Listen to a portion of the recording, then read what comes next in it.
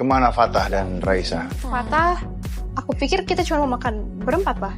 Kamu ngajakin Akila juga jadi BA.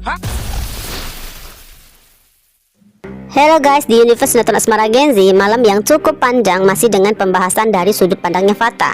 Nah, kemungkinan besar di episode berikutnya pembahasan masih akan berlanjut ke alasan kenapa Fatah memilih merahasiakan dari Akila bantuannya ke Zara, seperti soal rumah, mobil, dan biaya sekolah. Kemudian cerita akan perlahan bergeser ke sosok Mohan. Bagian ini rasanya nggak mungkin dilewatkan, karena kita semua pasti masih ingat dong bagaimana intensnya Mohan mendekati Akila. Momen seru saat Akila berusaha menghindar, sampai kecemburuan Fatah yang sempat berujung salah paham. Semua itu akan berlanjut hingga puncak kehebohan di episode 40 yang berakhir dengan kesepakatan antara Fatah dan Akila untuk berpisah. Sejujurnya ya, rangkaian adegan dan dialog ini terasa cukup memakan durasi, tapi besar kemungkinan penulisnya memang punya tujuan tertentu supaya nih kita nggak cuma melihat cerita dari satu sudut pandang aja. Sayangnya sejak awal alur sudah dipenuhi konflik guys, dan keberpihakan terhadap karakter tertentu, baik dari sisi penonton maupun penulisnya. Akibatnya ya, upaya untuk memperbaiki alur seperti apapun bisa aja dianggap sebagai usaha memutihkan karakter yang kurang disukai, sekaligus terkesan menyudutkan karakter yang justru sudah terlanjur jadi favorit, tergantung sudut pandang.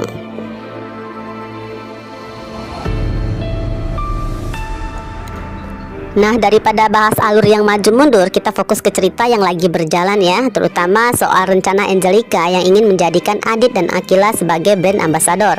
Sebenarnya sebelum Angelica tahu kalau Akila adalah putri kandungnya, Angelica udah punya niatan menjadikan Akila sebagai model.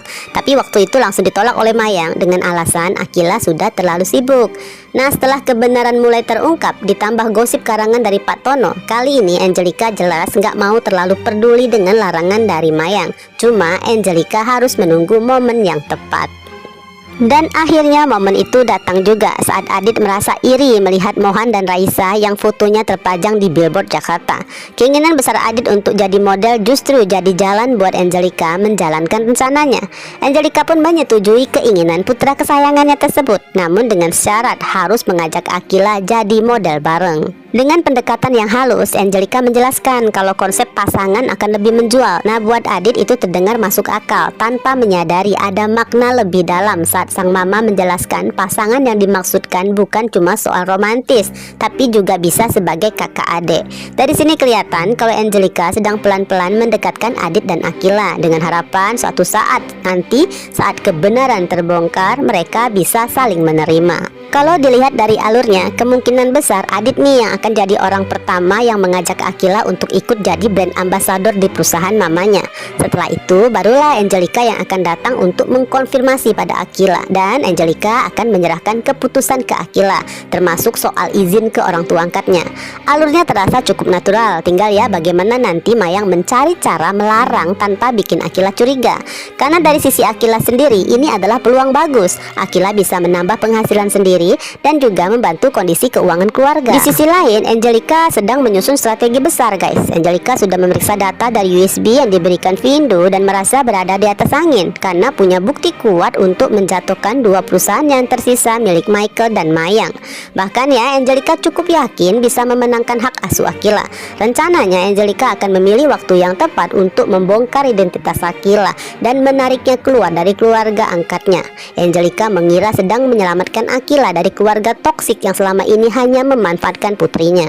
Sayangnya Angelica nggak menyadari bahwa dirinya sebagian sudah mulai masuk ke dalam jebakan yang disusun oleh Mayang, karena Mayang nggak akan tinggal diam. Dan malam itu Mayang udah menceritakanlah kecurigaannya pada Michael bahwa kemungkinan Angelica terlibat dalam ancaman dari Vindo. Mayang mulai meyakinin bahwa Angelica sengaja membeli perusahaan nama mereka yang telah dilelang, tanpa Mayang ketahui kalau sebenarnya Harry lah yang diam-diam mengarahkan agar Angelica membeli perusahaan Mayang itu. Namun nih, dari cerita Mayang, Michael jadi ikut percaya kalau Angelica bukan orang yang baik. Bahkan akhirnya Michael setuju untuk nggak memberitahukan Akila tentang siapa identitas orang tua kandungnya.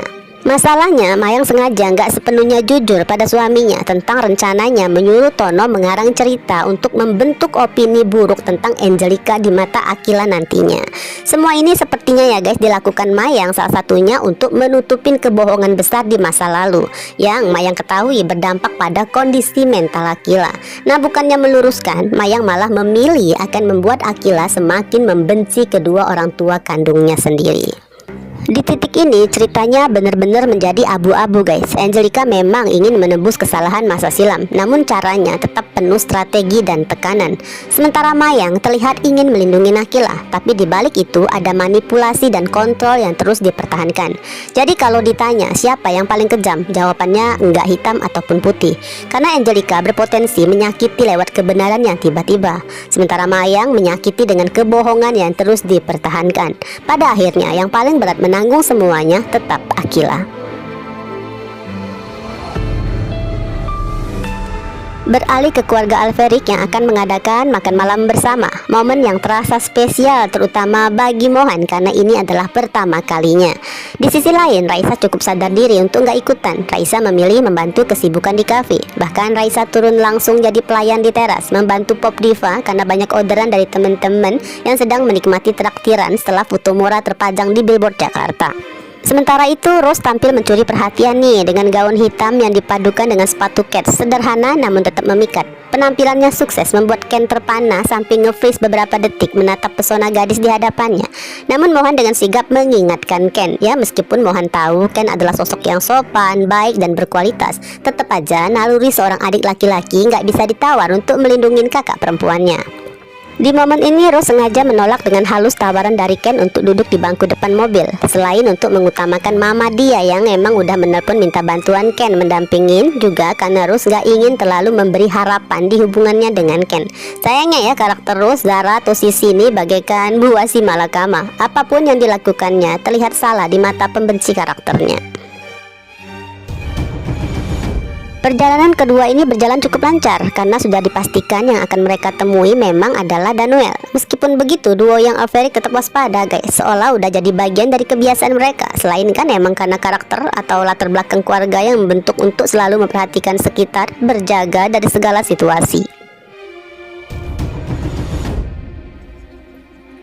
Rupanya Danuel udah standby aja nih dengan gaya santainya depan rumah menunggu kedatangan keluarganya. Nah, Ken pun menunjukkan sikap pengertian dengan gak ikutan masuk. Ken memilih hanya mengantar dan akan nanti kembali menjemput setelah acara selesai. Setelah masuk rumah, hal pertama yang ditanyakan Danuel justru soal Fata dan Raisa. Bukan hanya sudah paham ya arah perasaan anak-anak muda di sekitarnya, namun juga Danuel seakan siap dengan restunya pada hubungan mereka.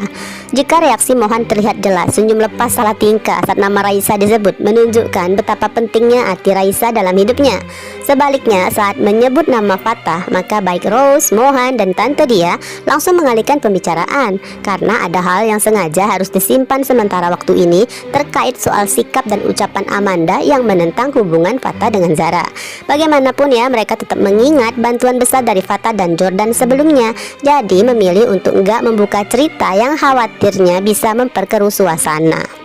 Sayangnya ya, momen makan malam keluarga ini belum benar-benar diperlihatkan secara utuh karena fokus tayangan beberapa hari ini akan pada kilas balik antara Fata dan Akila. Jadi di saat keluarga Alferik sedang menikmati kebersamaan, di tempat lain justru nama Mohan dan Zara kembali diseret dalam cerita.